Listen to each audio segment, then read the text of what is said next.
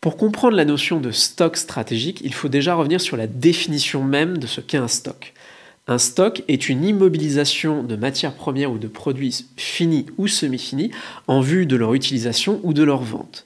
La particularité des stocks stratégiques, c'est que leur finalité est de soutenir les activités critiques pour un État ou pour une entreprise jugée stratégique. En l'occurrence, pour les activités liées aux activités de défense, les stocks stratégiques peuvent permettre de maintenir leur capacité à répondre aux besoins des activités militaires. Mais par ailleurs, dans le contexte actuel de transition énergétique et numérique, les stocks stratégiques, en particulier sur les métaux qui sont critiques pour ces activités, prennent une dimension tout autre.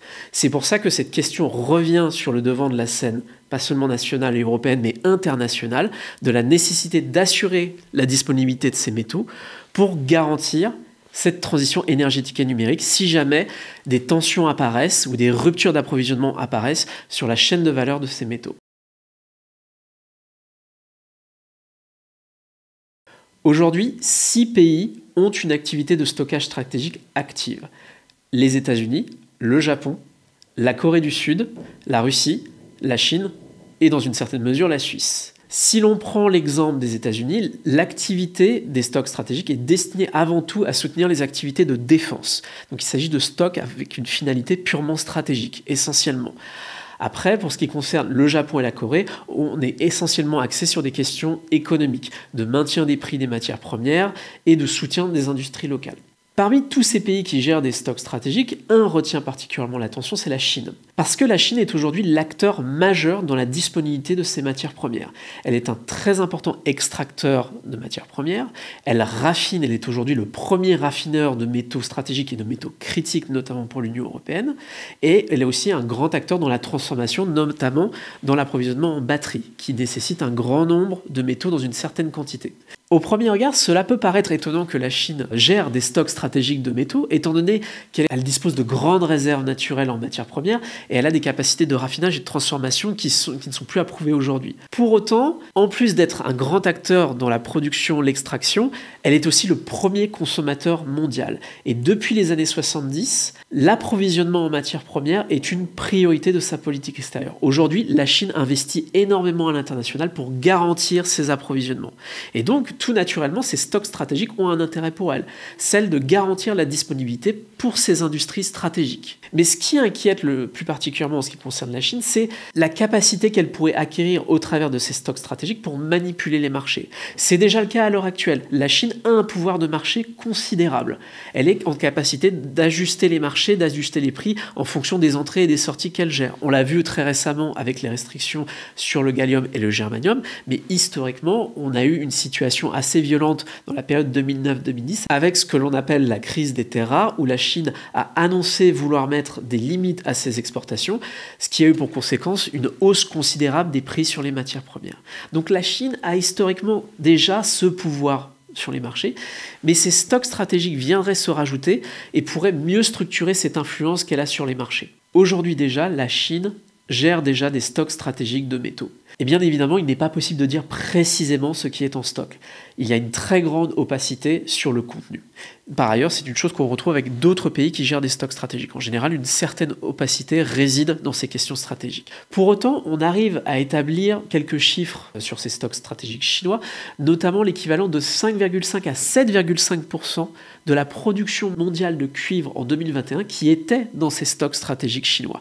Et on a des chiffres tout aussi extraordinaires pour ce qui concerne l'aluminium, le zinc, les terres rares ou d'autres éléments qui rentrent dans la composition des batteries. Donc vous le voyez, les stocks stratégiques chinois sont perçus comme quelque chose à minima d'inquiétant sur la scène internationale, ce qui implique que beaucoup de pays aujourd'hui réfléchissent à réhabiliter ces stocks afin de eux-mêmes mieux gérer les approvisionnements, mieux contenir les potentiels mouvements qu'il pourrait y avoir sur les chaînes de valeur des métaux critiques. Ce qu'il est important d'avoir en tête, c'est qu'en 2023, il n'y a aucune solution de stockage stratégique existante en France ou en Union européenne. Il y en a eu par le passé.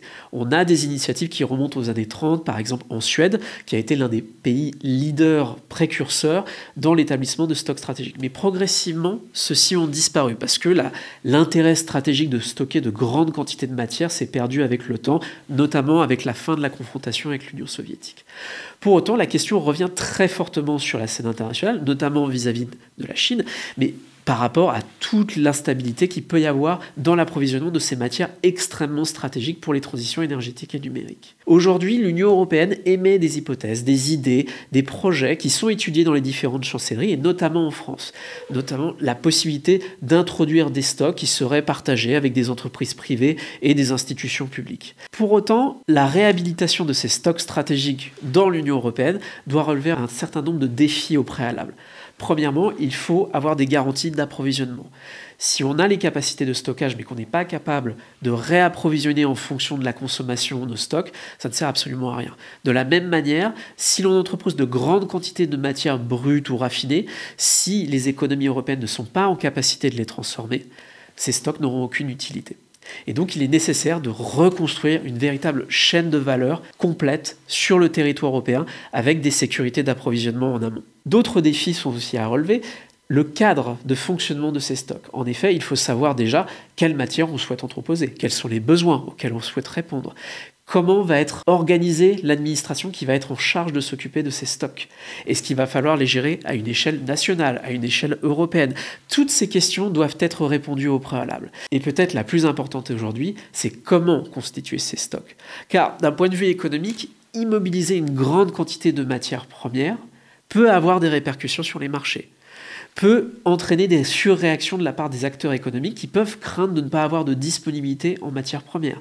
De la même manière, on peut voir apparaître des comportements spéculatifs si la matière est sujet à un certain nombre de tensions pour la création de ces stocks stratégiques. Donc, plus concrètement, comment coordonner les différents acteurs afin que la constitution de ces stocks puisse se faire de manière fluide sur les marchés et comment communiquer par ailleurs pour rassurer les acteurs économiques et éviter des surréactions sur les marchés. Au regard de tous ces défis, on peut donc très honnêtement se poser la question de la faisabilité et même de la souhaitabilité d'établir des stocks stratégiques dans l'Union européenne et en France. Pour autant, il y a deux avantages. Le premier, c'est celui que j'appellerais l'avantage psychologique, c'est-à-dire garantir aux acteurs économiques et notamment aux industriels que face à une crise sur les chaînes d'approvisionnement, de grands stocks sont disponibles pour garantir la continuité des besoins des acteurs économiques sur la durée et avec ça, une stabilité des prix. Par ailleurs, on peut imaginer qu'une administration en charge des stocks stratégiques agisse un petit peu comme une banque centrale, en communiquant sur les entrées et sur les sorties en vue de stabiliser les prix et de donner certaines garanties aux acteurs économiques. Le deuxième aspect, c'est la dimension stratégique. En effet, pour garantir les activités de défense, savoir qu'une grande quantité de matière, encore une fois, est disponible, a un aspect dissuasif. En effet, savoir qu'un pays est capable de tenir une ligne de front dans la durée d'un point de vue matériel, peut dissuader un État d'en agresser un autre. Dans le contexte où l'on connaît en Europe de retour de la conflictualité, retour de la guerre, et notamment avec ce qui est en train de se passer aujourd'hui en Ukraine, les stocks stratégiques peuvent avoir un intérêt profond pour l'Union européenne. Et par ailleurs, ce n'est pas pour rien que les stocks stratégiques figurent aujourd'hui dans la loi de programmation militaire pour la France à horizon 2030.